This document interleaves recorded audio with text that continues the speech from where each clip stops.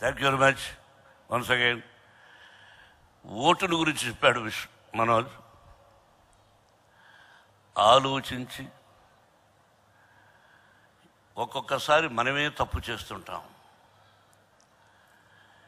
ఈ పార్టీ మంచిదని అనుకుంటాం, ఓటేస్తాం. వాడు తప్పు చేస్తే ఇంకొక పార్టీకి వేస్తాం. వీడేదో ఎర చూపించాడు కదా, ఏదో ఎక్కువ ఇస్తున్నాడు కదా అని చెప్పేసి వీడికి ఓటు వస్తే వీడు మోసం చేస్తాడు. ఎవరిని నమ్మాలి?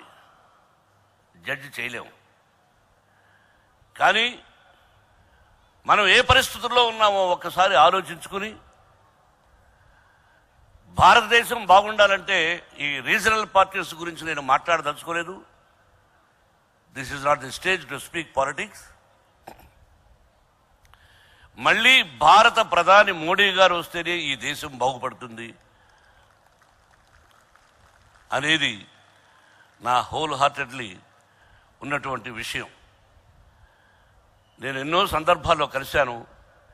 ఆయన ఆలోచనలు, ఆయన విధానం, ఇటువంటి వ్యక్తి కదా మన భారతదేశానికి కావాలి, మోడీ గారు లాంటి వ్యక్తి అనిపించింది. కాబట్టి మీ ఓటును ఆలోచించి వేయండి. డబ్బు నేను ఎన్నో సందర్భాల్లో చెప్పాను, ఇద్దరూ డబ్బులు ఇస్తారు, ఆ డబ్బులు మనవే, లంచాలు తీసుకున్న డబ్బులే. ఆ డబ్బులు తీసుకోండి, ఓటు మాత్రం మనసుకు నచ్చిన వాళ్ళకు వేసి మన భారతదేశ భవిష్యత్తు ముందుకు వెళ్ళేదానికి ఈ యువత సహకరించండి. Once again best of luck, best of luck, best of luck.